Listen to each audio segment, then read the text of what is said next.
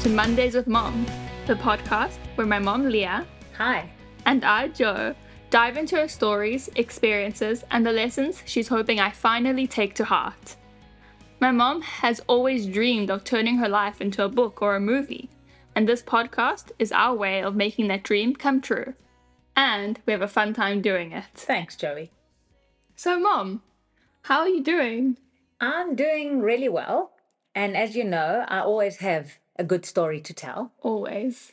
And something that happened very recently reminded me of another story. And in the second story, Oh no. you're quite a feature in that. I don't know if I want to hear the story. Once I start telling it, you're going to know exactly what I'm talking about, and feel free to chip in.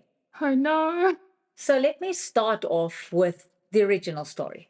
The original story is about your grandpa, My papu. your papu, who I recently went to go see, and his helper told me that she found his wedding ring under the bed. Oh. Now, he never takes off this wedding ring. For as long as I've known him, he has never, ever taken off this wedding ring. Even when he's been in ICU or in surgery, he insists if he's going to die, he wants to be buried with the wedding ring, which is quite cute and romantic. It is romantic. I like that. What actually happened to him now is somehow in his sleep, he got a bit anxious and he had taken this wedding ring off. When he looked at it in the morning, his helper kind of found it under the bed, gave it to him, and he looked at this wedding ring and he said, "This is not mine." Oh.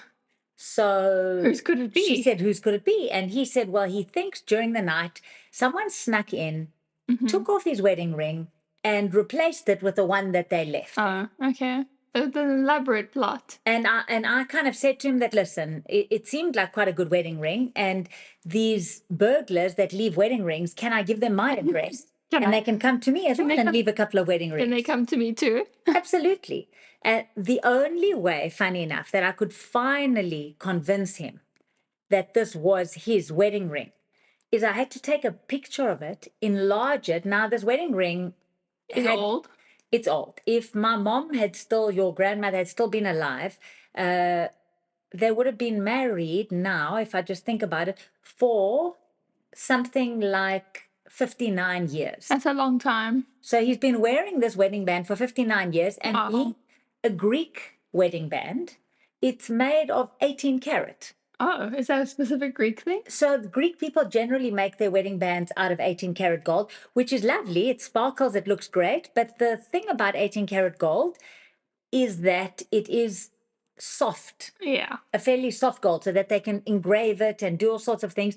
And over the years, the wedding bands do get a little bit thinner. They almost get worn down slightly. So when he took it off his finger, which he's never seen it off his finger, and he looked at it, he was totally convinced that wasn't his. Well, he hadn't really had a look at it for 59 years. It's just been there. It's been on his finger. So the funny thing was that I actually had to enlarge it and then try and get him to read the engraving. Could you still read the engraving? It wasn't very clear, so this was quite funny when he was trying to read it. And the really, really funny thing was that when he was still convinced for a while that these burglars had left him a ring that, just to be super kind, they'd engraved it with his wife's name. Of course. So eventually, when I convinced him that no burglar would do that, he eventually realized that this was his ring. So when I handed him the ring, he put it on his little finger instead of on the ring finger. And he said, "You see, it doesn't fit. It's the wrong ring." So then I showed him the actual tan line and the fact that his finger's indented. And then he kind of looked at me and said, "Yeah, it's my ring. What are you talking about? Of course it's my ring." Shame, man. The poor guy. But it did remind me of a very nice jewelry story. Now you're starting to smile, so I think you're getting the gist of things. I don't know if I want this to be public. So I think I've already kind of told a few people, and now is the time to air our dirty laundry. Oh, wow. Okay, let's get to it then. Right. So a little bit of background, which is also some fun background. I had always promised you and Tina that at some point, even when I was divorced and on my own and without money, I kind of had promised you that we would actually go to Disney one day. And my plan of going to Disney was that I'd kind of told you guys in advance, I firstly needed you to be old enough to be able to go on all the rides. Because when you were younger, And tall enough. When you were younger, I think you must have been very young because Tina wasn't born yet. Yes. And your dad had really wanted you to take you to Euro Disney or Disneyland Paris. And we had gone there, and you actually, rather than enjoying it, you spent most of the time devastated because you couldn't go on all the rides because you didn't make the little mark, the height mark, that you had to be above a certain point. Wow. And I was so- a little shorty. And you were a little shorty. You're not anymore. No, I'm a little tally. So, but you were actually devastated. So I had decided that since I probably won't have enough money to do this a couple of times, that I'm going to do it right. So you had to be tall enough and you had to be around about 12. 12, 13, so that you could remember this experience for the rest of your life. I had even discussed with you guys in advance that We had a whole plan. we had a whole plan, and I had explained to you guys that I would find some kind of a timeshare, swap my points from South Africa. We would go stay there for a small amount of money. And in the mornings, we would wake up. This was the plan. This was the plan. Yeah, we would go to McDonald's. We would share either a burger or a stack of pancakes that McDonald's used to have. Yes. The three of us would share. And we were allowed to, in the morning, share a Coke Yeah. or a Coke Zero. Well, Coke Zero didn't exist back then. I think there were Coke Zeros then. Light existed and Tab existed. Coke Light. We would share a Coke Light. Or Diet Coke. Or a Diet Coke, and then we would go into Disney. I then told you guys that just so that you don't die, while you're in Disney, I would buy a bottle of water, which the three of us would share, and we would buy nothing else. I said, we're not going to buy any little trinkets. We're not going to buy Minnie Mouse ears. We're not going to buy autograph books like the one you used to have. Yes. We're not buying a single thing. However, I told you guys that we could go on any and all of the rides as many times as you wanted, and that we would not leave Disney, which included, in my mind, it included Universal, Epcot, and MGM. And I had said that we will only leave when the park closes at night. Exhausted. We'll wait for the fireworks display. We'll go back to the McDonald's, share a burger, the three of us, and another Diet Coke. And then we'd go back and sleep and be refreshed for the next morning. So my plan was like a win-win. By the time we got this trip going, we would all look slim and trim and awesome because we wouldn't have eaten. We would have the time of our lives, and we wouldn't be wasting time in food queues because we'd be going on all the rides. Anyway, and so I planned this with you guys. Then in the interim, I got married to George. Yeah. And I decided that I would explain to George, because here and there, George would take holidays without us. George needed to know our plan. So I thought I'm just going to start preparing him gently that this one particular holiday I'm going to do with my girls. And he's One day. One day. Well, I told him, you guys must have been around about 11 and 13 at the time. And I thought Tina needs to get to 13. And I had kind of explained to George, I thought, let me psychologically prepare him that this is going to be one trip. He did that. Exactly, that I'm doing with my girls. And we're not going to have anyone else coming with us. Yeah, no one. No boys allowed. No boys allowed. Then George kind of picked up on this plan. And he was looking at it and extending it and coming up with some really awesome things that I couldn't say no to, like including a cruise. And saying to me that, why can't I come along? Why No can't I boys do it on this allowed. Tuesday? I tried the no boys allowed, and then he kind of looked devastated and kind of said, but I also wanted to take you guys to NASA. And I thought, oh, Lord, okay, well, listen, this was something that I couldn't really pass up. Yeah. So I said, okay, George, we're going to do this, but I am explaining to you that we're not buying anything. We're going on all the rides. And George agreed. So we decided we're going to go to Disney. If you recall, everyone looks back and says that was one of the best holidays of my life. If not the best. Yeah, if not the best. It was awesome. We went on a cruise. Because we had George. We went to NASA. We went to NASA. We went to SeaWorld. We went to SeaWorld. We did the rides at SeaWorld. We did the rides at SeaWorld. We went to Universal. We went to Epcot. We got to eat. We did get to eat some. We got to eat more than a burger. We got to shop. We kind of lived in the lap of luxury. Yeah, we did. Well, I didn't do that much shopping, did I? I did a little bit because Well, I still had like the voice of you in my head saying, "We're not buying anything. Exactly. We're just on going for the brides." In fact, I remember, which was quite funny, that after going on 3 or 4 rides, and your stepsister Aliki was there, and she was basically buying every single Minnie Mouse ears and T-shirt and everything she could get her hands on. And the two of you and Tina, would get off the ride, smile at me, and we'd get ready to go to the next ride. And George came to me and he said, "What have you done?" And I said, "What do you mean?" He said, "Why are these children not buying anything? What have you done?" I said, "What do you mean?" He said, "You've said something to them." So I don't remember. In the end, did you guys buy something? Not from. I don't have any Disney memorabilia at all. But you do remember the rides. I remember the rides. I remember we didn't buy anything in there except we did get some food. Oh, I remember. We got a turkey leg, which we'd We got never a seen in our turkey lives. leg. Which we shared a turkey leg. And I got that banana. Yeah. It's covered in chocolate. Yes. Oh, yes. Well, anyway, it was a fantastic holiday. It was amazing. And I remember now, just to go back to the jewelry part, I remember when we were going to leave after we had been on this awesome, we hadn't been on the whole holiday, but on the first half of this holiday, which was amazing, and was amazing that it was the first half. So basically, we were heading out after the Disney Universal section. And what George had said to me is, please, because we were driving, we were going to drive to Miami, and he was wanting us all to be organized because he said his only requirement was that we do not arrive in Miami late at night. George is very strict about the traveling part of the holiday. Very strict about the traveling part and very strict about the times. And the commuting. And because I am such an organized person, and I always pack like months in advance, he kind of was going on and on and on. Because the sarcasm, by the way. Yeah, because we had a late night. We were out till very late, till the fireworks again. Mm-hmm. We were all exhausted. And by the time we woke up in the morning, I was like in the state of panic, running around, getting things organized. But one of my little quirks that I have is that I like cold water.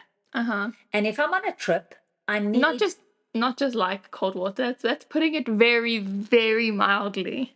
You refuse to drink anything that is not ice cold. Refuse. You'll drink it, and like if there was one glass of water left on earth and that happened to be lukewarm, you would rather die of... Exactly. And I'll tell you, just remind me, because that can be another episode about when I almost did die with the lukewarm water, but and why I hate it so much. We will have another episode on that one. But in the meantime, yes, I needed water. And because I knew I needed my water cold, I had, as a good organized person, I had taken a plastic bottle of water and stuck it in filled it with water the night before and stuck it in the freezer so that on the trip it would melt and I would have ice cold water until we arrived in Miami. Mm-hmm. So I then was getting ready, and because I'm very disorganized, everyone else was packed and organized. George was in the car already waiting, getting annoyed and coming up to check on me and saying, "Are you packed yet? Are you ready?" And I kept saying, "Almost." And he said to me that the girls need to help me with my stuff. He took them to Disney and he wants them to be organized, responsible children, and they need to help me with my stuff. And I said, you know what? Let them sort out their stuff and leave my stuff alone. And he said, absolutely not. The girls need to do more than just their own stuff. They need to show how nice they are and help you with your stuff. And in my room... And you live to regret those words. Boy. So in my room, I had put aside, I had tied packets together of the stuff that needed to get thrown in the dustbin.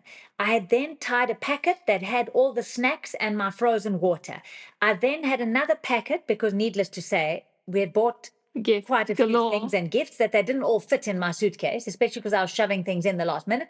There was another bag that I had bought because we had your cousin, my niece Dimitra, who was much younger than all the other cousins. Shout out. Hey, Dims. And she was obsessed with Jasmine. I remember. And I had bought her a full-on Jasmine outfit.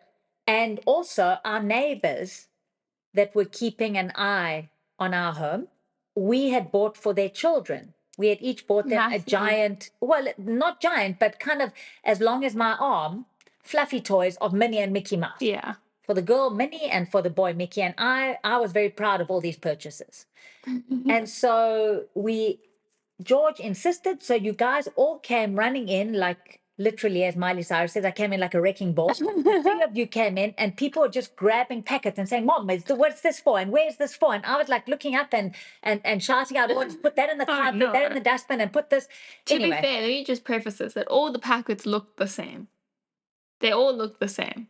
I don't know. They were all white and they all looked the same. I recall yellow packets. I even recall some packets that said Disney on the outside. I don't remember that. They were all the same white. That's what I remember. You've blanked it out.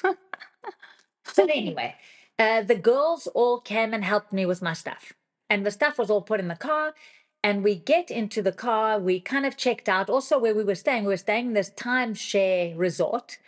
And it was very, very strict. We kind of had a time limit that we needed to leave at least by 11 a.m. Yeah, at a particular time. And kind of as you left your room, it was all automated, and you closed the door, it would lock and your key would no longer work. Yeah. It was like a key card. Very high tech. Very high tech and very organized. So we get into the car, and I'm already feeling a bit kind of anxious because I'm not the one that's packed my stuff in the car. And we start going off, and I realize that we're going to head for a freeway soon. Oh, a freeway? Or a highway. Yeah. I thought, let's say it the American way. American way. We were in America, after all. I don't know what accent that is. I don't know. But the actual word is correct. Yeah. Yeah. Yeah. So we just before I said to George, you know what? I don't want the snacks and my water in the boot or in the trunk. I want them here by my feet. And he said, no, don't worry. I said, no, please, let's stop the car. I actually want them by my feet. I want to be able to take sips of water as we're going on this long trip.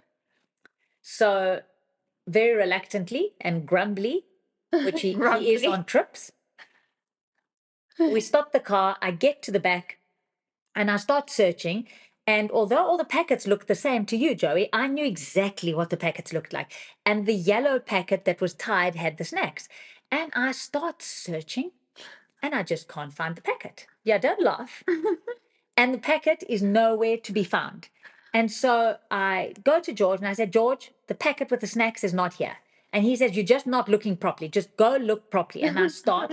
And in the process, I realized that I've got a bag of rubbish there, but I don't have any of the Disney outfits and I don't have any of the Disney toys. And I start asking. I wonder who did that. And Joe was the one that was responsible for the dustbin packets or the trash packets. And so, oops, yes, oops is the right word. And so then we realized that, oh, my word, she packed the trash packets in the car and she's thrown the packets with my frozen water and the Jasmine outfit and the Mickey and the Minnie. She's thrown them into the dustbin at the resort. I wanted the world to swallow me up. I think I wanted the world to swallow you too at the time. Not yet. It gets worse. So we drive back. Now, George was now kind of already stressing because he stopped the car. George's day ruined your day. So he stopped the car to get the snacks. We had already wasted time looking for them. He kept screaming at me saying, I'll buy you another cold water from the road. Stuff the water. And I said, no, I want my water. My water was frozen. Where are you going to find me frozen water? Anyway, so that's how we discovered. We got back to the resort, which was a huge, big issue to actually let us back in again. And the Americans, being Americans, were super organized. We were used to being in South Africa where you could throw the rubbish in the rubbish bin and the people would come collect it like 2.5 weeks later if you were lucky. Wow. Or in Greece, they might have been on strike and never collected it. And this was America. So when we got to where the dustbin was and Joe had thrown the bags away, it was empty completely. Oops. So we asked the security guard, who explained that every half hour practically, someone comes round and empties the small dustbins into the giant one.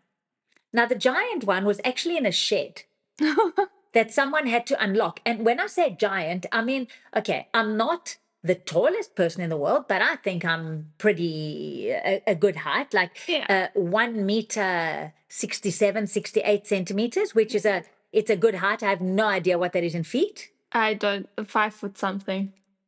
5 foot something, but a good height. And I think this, probably 5'5". we'll have to look it up. And this particular dustbin was actually taller than me. If I could actually reach the top of it, if I stretched my hand up in the air, but there was no other way. It was this huge, big dustbin. And so our stuff had been emptied into there. And the only way to actually find it was for, when someone links their hands together to make like a slingshot and someone puts their foot in, they sometimes do it when someone wants to get onto a horse. Yeah. They link their hands. Yeah. George had to link his hands together. I put a foot in and he catapulted me, hoisted me into this dustbin. Did he actually? It was the only way I could get in. I think I was crying in the car. So I get into this dustbin. And now I'm like, I don't know, covered with banana peels on my head, and everything in there is stinky. Oh, no, I can imagine. And so I start looking, and one by one, I find the bags. Firstly, I find the Disney bag, then I find the bag with the snacks, then I find the bag with the toys. And so I kind of hold the bags. I was so relieved that you could find them. Exactly. So I haul the bags out, and George picks up the bags one by one. And I think this is really exciting. It was quite an ordeal to get out of this dustbin. So they had to I had to do like within the dustbin, it was big enough that I could do this running leap. So I would do this running leap, get to the top, and then you guys were all helping to pull me out, half drag me, half pull me out the dustbin.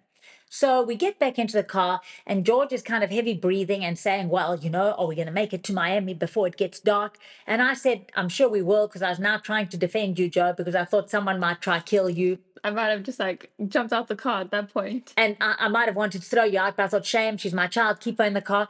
And we set off, and we now have traveled for about another 20, 25 minutes. And I happened to just, I don't know, look in the mirror, just because I wanted to see how bad I looked. I still have a banana peel on me. And I realized that, oh my goodness, I'm missing an earring. Oh no. And it wasn't just an earring. Oh, it was a very expensive white gold hoop that George had specially made for me the year before. Oh no. Custom made. The story gets worse and worse. Oh Lord. The only place I could have lost that earring is in the dustbin. So we go all the way back, another 25 minutes back. By this stage, I'm kind of giving George dirty looks because worried that the girls at back are going to learn a new swear word or two.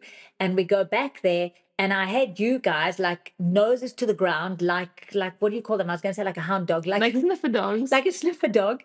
Noses to the ground and tracing our steps to look for the earrings. I get, to my utter delight, hoisted into the dustbin a second time with banana peels again. And now this time it's a lot harder. I mean, thank goodness I wasn't looking for a stud. I was looking for a hoop, but it was quite a thing. And I'm searching and searching, and I literally cannot find it. I get out the dustbin feeling like quite dejected and deflated and covered in Lord knows what and stinky. And George says to me, are you sure? By this time, the security guard is looking at us like we made the Addams family seem normal. And you really come for the Addams family a lot in this podcast. Okay, well, another time. They're just not normal, and neither are we. So that's how I identify with them. And basically, the security guard now looking at us, and George said, are you sure you had it before you left the actual room? And I was saying, well, I think so. There was like a mirror right where we went. And anyway, he eventually convinced the security guard to let us in, which was a huge thing because we had to go change the key card again where the combination had been changed and we needed special permission. So we needed to go to the head of security. And we get to the room and open the door, and lo and behold, as we look down, there is the earring. I did lose that earring eventually, after all, on another holiday, but that's besides the point. In all that rush, I also lost something in that room when we left. Dignity? Besides that. Okay, what? There's a photograph that we took at NASA of me, Tina, and Aliki's faces in astronaut costumes. Oh, yes. It became a little postcard. And the only evidence I had it was a picture of the postcard that I'd made like a wallpaper. So you left it in that room? You should have It was- told me. The only thing I searched was... I only noticed that when we got back to South Africa. That's funny. And you obviously didn't want to admit to that. I was never going to say anything. Well, just to now get to the end of the story, we didn't make it to Miami before 8. George's only request was that we don't get there when it's dark. It was pitch black when we arrived. We had no idea where we were going.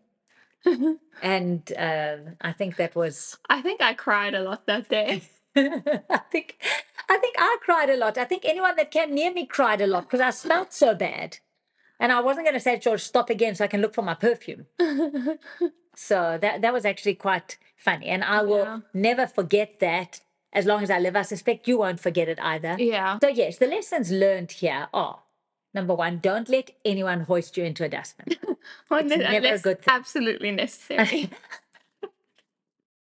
Which it was. It was probably going to be hundreds of dollars down the drain. To every good holiday has got a story. Every good holiday needs a story, an adventure. And the thing is, we will always remember that holiday fondly, and it gave us something to laugh about. Years later, when they stopped, and no, they haven't stopped. No, we haven't teasing me stopped. about We it. haven't stopped teasing you. Whenever it comes up, I want to leave the room so that I'm not there. And this comes up fairly often. No one has ever forgotten that. I'm sure other people have done worse things than me. I know, but no one did it kind of with a finesse that you managed to do that, to take all our Disney shopping and throw it all in the dust. Finesse, indeed. I mean, what lesson did I learn? Never to help out ever again. If they ask for my help, politely decline. And I learned that when I'm going to ask anyone to fiddle with my stuff, I'm going to be very specific. And you're going to take one bag at a time. And I'm going to say, Joe, this one goes in the dustbin. I'm going to make you repeat it 3 times. Where does it go? And we're going to have like a little war cry. You're also going to make sure that your earrings are secure. Okay, I still haven't mastered that. So that was a fun story. That was a fun story and slightly traumatic. Very. I don't know which was worse, Papu's ring or my earring. My shame is always going to be the worst. Yeah, listen, we've got something to always blackmail you on and to remind you for the rest of your days. Unfortunately. So, on that note, on that embarrassing note, it's been fun. It's been fun. And I'll see you next week for another story. Hopefully one that's not about me. I can't guarantee it, but I'll do my best. Thanks for listening, everyone. Bye. Bye. When I can hear your heart is singing.